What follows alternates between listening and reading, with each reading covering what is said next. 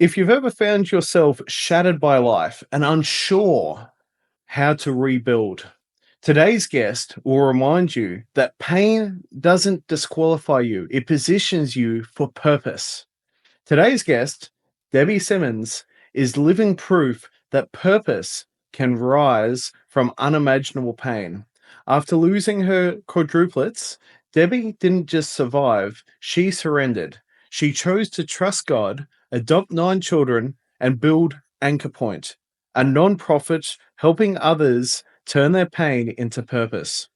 Debbie is a faith-based speaker and transformational guide, and she is here to show us what it means to stop waiting for clarity and start taking your next best step, even from a place of brokenness. Debbie, welcome to Attention is the Currency. Thank you for joining us today. Yeah, I'm glad to be here. We'll get straight into it. You've got a great story to tell, and no doubt the listeners will benefit a lot from hearing about your experience and the great work that you're doing. So, Debbie, for those who don't know your story, would you be willing to take us back to the beginning and give us a bit of a Yeah, sure. I will certainly do that. And here's what I would say is my story has a lot of highs and a lot of lows. So I tell people kind of buckle your seatbelt and we'll go for a little ride. But if you knew me when I was a kid, I got this idea in my head because my parents were younger in sibling groups. And so I didn't have grandparents. And so in my mind, I wanted to be a young grandma so I could hang around with my grandkids. And we had a lady that kind of adopted us as a grandma, but she had multiple sclerosis and couldn't do a lot of things. So in my mind, I'm going, I got to be young when I get these grandkids. So I knew that I needed to make a plan to find someone to marry, fall in love, get married, have children, and then I could be a grandma. So this was my objective, and I had always been able to accomplish everything I set my mind to. So I meet my husband, fall in love in college. I ask him to get married while we're in college. He says no, I have to wait. So I waited, and then when we got married after college, we started trying to have children, and we had a journey of infertility for numerous years. And so this girl who could figure out how to do everything can't figure out how to get her body to work to be able to have children. And this went on, and we ended up in a fertility study, and it was our last chance. And in the fertility study, you got 3 tries. The first 2 did not go well. And I remember feeling like such a failure. Like I'm a failure as a woman, as a wife. I can't do these things, and I can usually accomplish anything.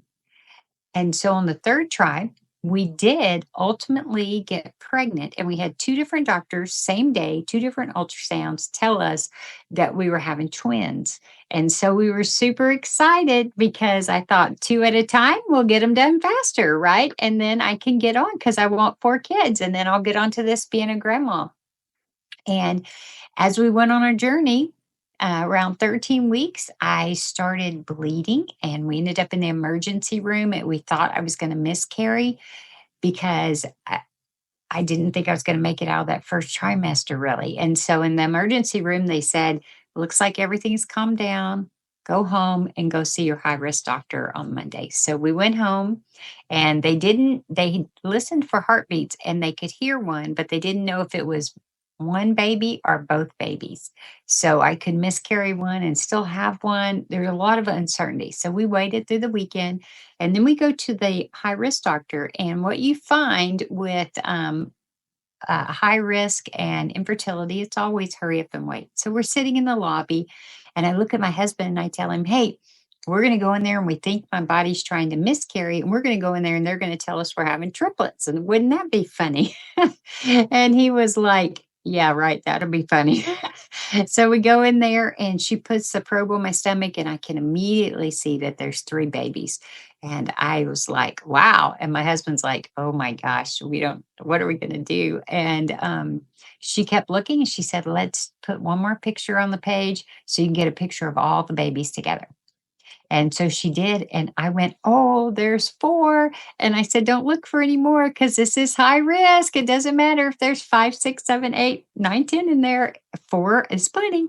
The doctor came out, said, hey, it's definitely you're trying to miscarry because you just weren't feeding everybody. Myself and 4 babies is a lot of work. And so we knew to make it to the next day, our goal was to get to 30 weeks. At 23 weeks, we went to tour the hospital, got on the freeway, and the traffic stopped and someone hit us. And I wasn't feeling very good. And we went ahead and went to the hospital. They checked us in to see if I was having contractions. And I was about every 2 minutes. And they got that under control and sent me home. And then we knew to make it to the next day was a miracle, with our goal being getting to 30 weeks. So every day we proceeded on. And at 26 weeks, my water broke. They sent me to the hospital, and I was to wait to see how long I could go before I had to have the boys. And the next morning, contractions started. I could feel them. And the doctor came in and said, yes, one of the babies is sticking their hand through your cervix and waving to the world that they're coming. And so you're going to have to deliver. And I remember at that moment going, I wish life would kind of stop. Like, could we put the hand back in there, forget all that happened, and just keep going like this isn't really happening? And the doctor told me, no, I had to deliver the first child. And my husband asked, what about the other children? And the doctor said that depending on if I got sick or not would determine whether I could carry those.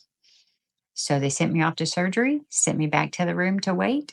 And a little while later, little Zach came into the world, and medical technology at the time was just not as advanced as it is now. And so they couldn't save him. So they just placed him in my arms. I held him and just loved on him till he passed into eternity. And then we waited to see what would happen. They did some blood work. They got that back. I had a really high fever. I was getting really sick, and the blood work said I was messed up. And they said, you'll have to deliver the other 3. So they induced the other 3. And a couple hours later, Josh, Nate, and Chris came into this world, went into my arms, and I held them each as they passed into eternity. So here I am sitting in the hospital, should be celebrating. And now I'm trying to figure out, how do I plan funerals for 4 kiddos? And so that night in the hospital, I remember with my husband, I was like, I don't know. I'm kind of shocked and overloaded, right? Because this has been a Mhm. lot, right? And I'm sitting there and I'm going, I don't know how to get through this. This is too painful. I don't know what to do with this. I don't even know where to turn. And all I could figure out when I was sitting there was, the only way I know how to get through this is to trust God with this situation. And um, I just couldn't figure out anywhere else to go. So I said, okay, God, I'm going to trust you, but I don't understand what this means because I got so much pain and you gave me this desire to be this young grandma and all this stuff. And I don't know how to make my way. When I can solve every problem, I can't figure out how to get out of this. And what he taught me was, here's what you and I do when we're in a difficult situation, or at least let's say I do. Yeah. What I do is I always go, why? Why me? Why the boys? Why the babies? Why? And I was really challenged to lay down my why question and trust God with that. Because the truth is when we ask that question, no answer that we would get from anybody, God included, would ever satisfy. It wouldn't take my pain away. It wouldn't bring my boys back. There's just no good answer to why. And it keeps me stuck. And so God's like, give me your why question. And I'm like, but I kind of like my why. It justifies my feelings and I can hold on to it and be mad and everything. And he's like, you got to give me the why. And I'm like, fine, here's my why question. What do I do now? And he taught me to ask a different question. And here's the question I learned to ask. It was, how do I survive? How do I survive this? And it came down to two simple things. The first is I needed to learn to breathe because breathing just gets me to engage my prefrontal cortex where actual thinking can happen, right? Yeah. And you can begin to think. And then when you can think, you can make good decisions. If not, you're making emotional decisions. So learning to breathe. And then the second thing was figuring out what my next best step was. Not the right step, because the right step would paralyze me potentially, because I'm trying to figure out, is it right? Is it not right? I Yeah. don't know It what to definitely do. is. Yeah. So next best step. And I would do the next best step. I would trust God, do the next best step. He would meet me there. He would light the path at my feet. I'd figure out what the next best step was. He would meet me there. And this went on and on and on. And this walked me through a healing journey. Okay. And as I walked through the healing journey, something really cool happened. I got better. And then I began to ask a different question. It wasn't how do I survive anymore? Because the truth is I didn't want to be the same person 30 plus years ago and be that person today, still emotional and all this stuff. I wanted to live. And so the question had to change. It had to change to how do I thrive? And how do I thrive is a very interesting place because it opens up a ton of doors for God to use my story, to redeem my story, to challenge me to do, things that can help other people. And I began to have opportunities to share with people who had lost children, lead grief groups.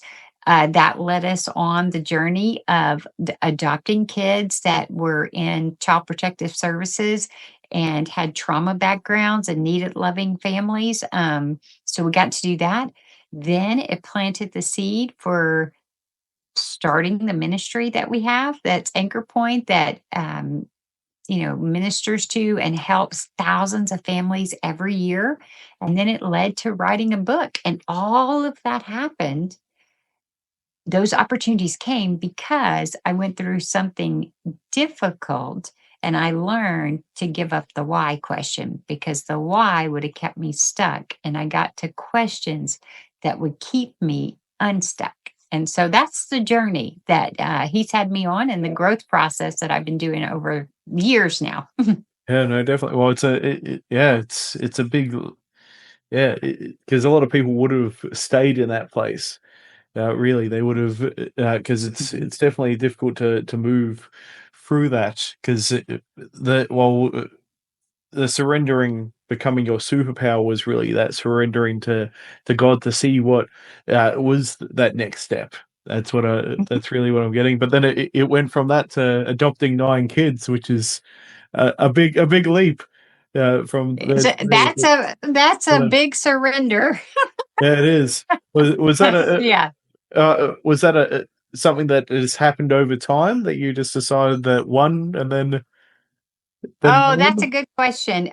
The way we did the adoption was we knew that we wanted multiple children, Yeah. and we were okay with children that were a little older. And so we actually adopted sibling groups. So our Yeah. first adoption was a sibling group of five that were Mm. 6, 7, 8, 9, and 10. And then about 7 years later, we adopted another sibling group and those two were 11 and 13 at the time. And then about 3 years after that, we adopted another sibling group, which were 9 and 11. So at that time, my kids were 9, 11, 13, 15, 16, 17, 18, 19, 20, Yeah. 21. Yeah, that's So, a big family. That's really good, and then you built well, you essentially become an entrepreneur as well. Was that mhm. something that you intended on doing for that as well in the plan, or was it's just something that No, that was never in the plan. So I am a mechanical engineer by training. So I worked for Exxon and made sure gasoline gets to all the places it needs to go in the United States here. But through that loss, as I went through that loss, and I kind of said, okay, God, what do you want me to do? One thing did become very clear. When you go through a tragic loss like that and you have loved ones that go to heaven, my life was no longer about just what goes here on earth. It was about eternal things. And so some of the things that I had been doing, like my engineering job and stuff like that, were great jobs, but they didn't seem to be eternal in nature. So God began to move me into more ministry settings, to have a bigger impact over there, utilizing what I had learned and how He had grown me in that time. And as He did that, then He planted the seed for starting Anchor Point. And I was like, no, I don't think so. I work in full time ministry. I have 7 kids at the time. I'm like, I'm busy. Go find someone else. And he's like, no, it's you. And this went on for a little while. And then I learned to surrender. And I lost he allowed my job to be taken away, and he was like, "Do you have enough free time now to do that?" And I was like, "Yeah, I think so. I can Yeah, do what you're asking me to do." yeah, And so we just started dreaming and building, and I will tell you, those questions that I asked when I lost the boys, the why question came up, I had to put that down. But then when you're building a new business, I spend all my time going, how in the world do I figure out how to do this? How do yeah, I survive this?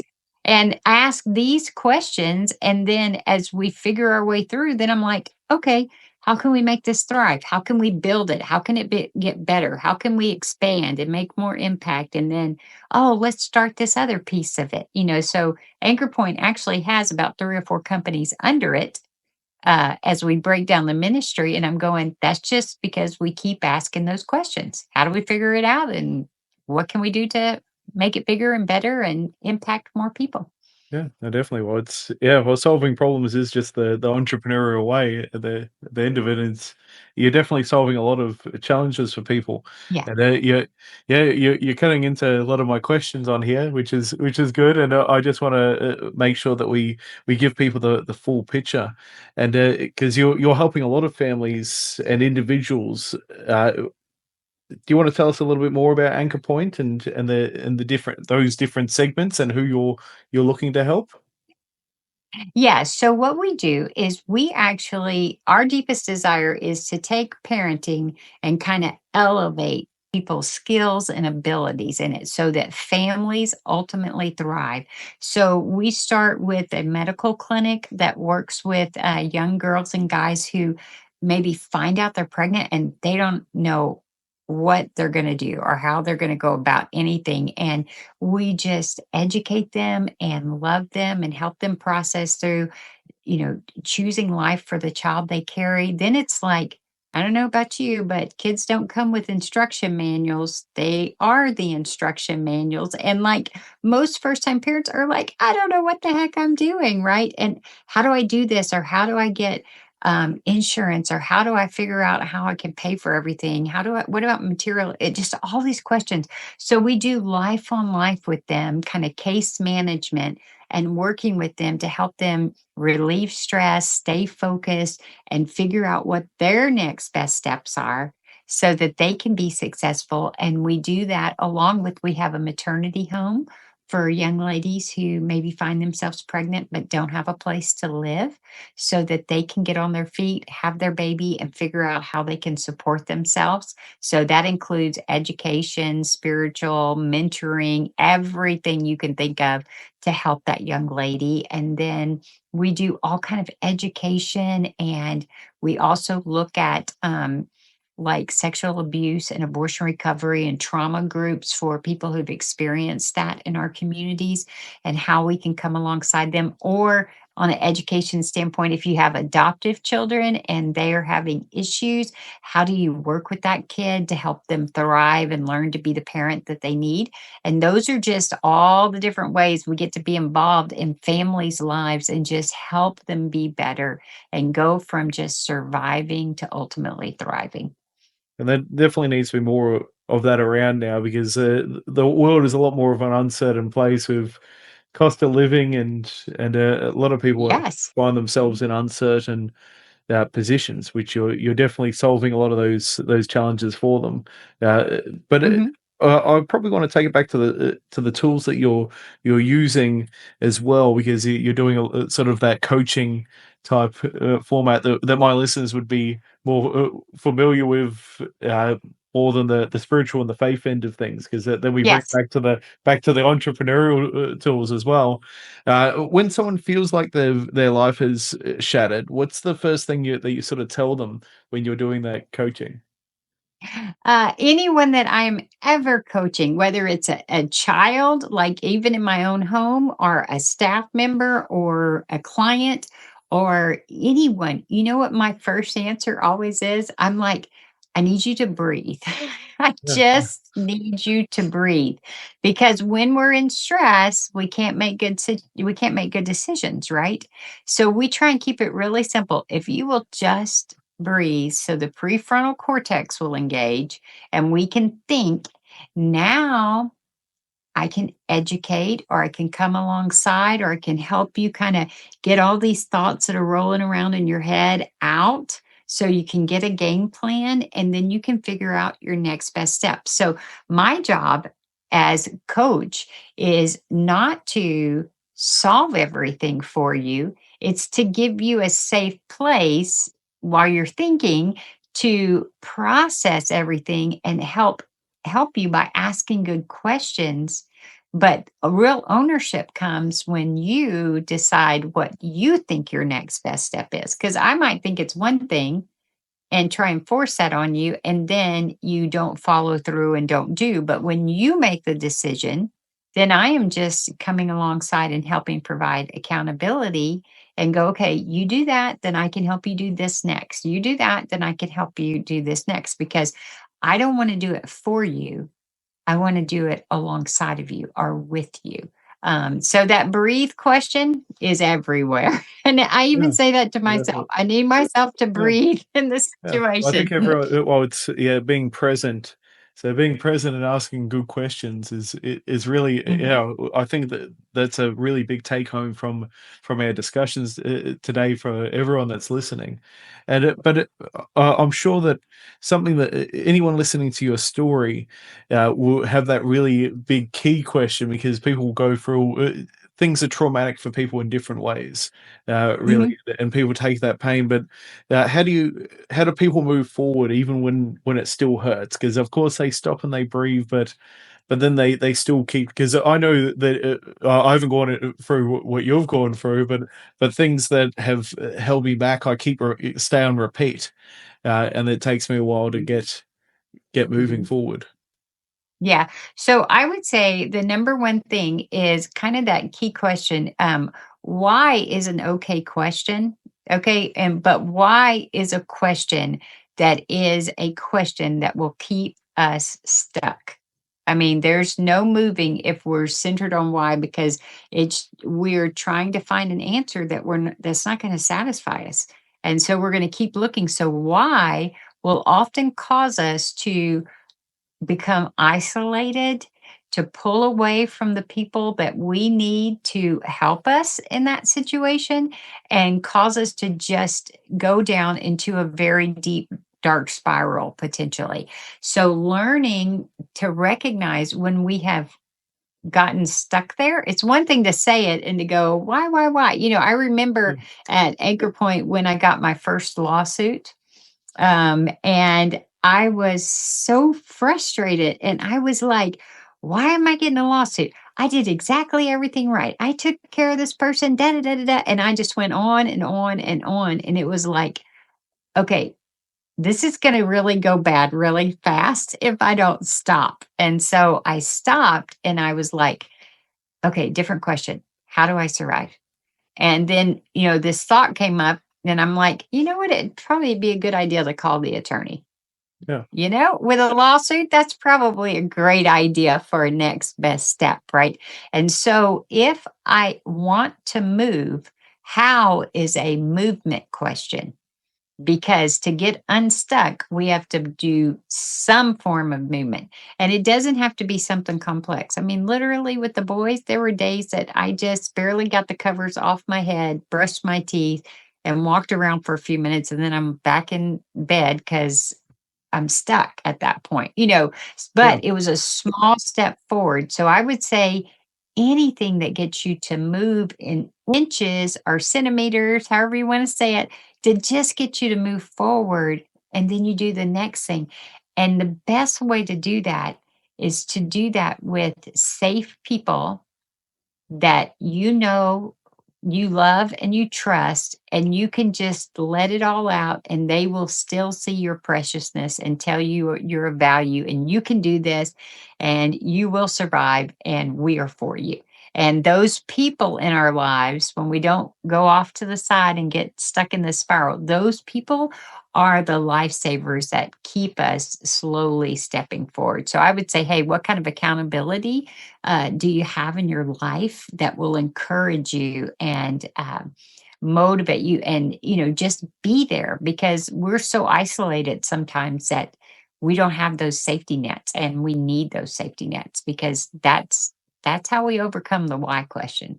Yeah, especially in this modern world that everyone's very distracted on different things, Yes. and Yeah. yeah, they're not they don't the support circles just yeah they're not as frequent there anymore, and I think well, people do have Mhm. to work a bit harder on that as well to make sure Very around them. much, very much so. So where can people go to connect with you, Debbie? What's the best way, and also learn from you, and also book you to speak? Yes. So if they want to learn more about me, they go to thedebbieSimmons.com. And they can find there my book, The Heart of Legacy, which is wonderful for talking about how we as entrepreneurs and stuff like that can live intentional lives now. So live our legacies now so that we leave lasting legacies. That's on there. And then you can learn how to do the speaking. I'd love to do that. And then coaching and things like that. And all the cool social media handles are there. So they Well, can find it all we'll at make the sure that website. they're all in the description, so everyone can connect with Debbie. And also, I think that another key question that we've got on our list is, what legacy do you hope to leave through your work and your story? Um, I think the best thing that I can do, and kind of who I'm wired to be, is I love to challenge people to get unstuck and stay unstuck, because I believe each of us have great gifts, great callings, and impact that we can make if we can get past the being stuck. And so for me, it's like, what can we do to take it to the next level? What can we do to help you do the next best step? That is what I'm wired to do. So if anybody does coaching with me, that's the thing we do, is get unstuck and stay unstuck. So That's a good one. And also, finally, we've got to do our signature question for attention is the currency. And mhm. Debbie, if attention is the currency, what do you believe people should stop wasting it on and start investing it in? Mhm. I would say that one place that we spend a lot of time and attention is in social media. And when we do, then we miss out on the present and the people that are present around us. And before we know it, time has slipped away, and I bet all of us have had situations where we've gotten on Facebook or Instagram or whatever. And next thing I know, I'm like, oh, I just lost like an hour, right? And I could have been doing something with my grandkids or connecting with my husband. And that would have been way more valuable, probably in the long term, for walking life and journeying together with people. And so I would say, hey, if we could invest more in each other in live interactions, that would be extremely powerful. Perfect. So being more present. That's a great message to conclude our episode. Debbie, thank you for your heart, your courage, and the way you've turned pain into a platform for hope. To everyone listening, your past may be painful, but your purpose didn't disappear. Whether you're grieving, stuck, or scared to move, this is your reminder that the best step is waiting. Follow Debbie at thedebbie.simmons.com and her story, stir your own, because attention is the currency and the legacy you build with it lasts forever. Thank you, Debbie. Mhm. Yeah. We'll see you all in the next episode.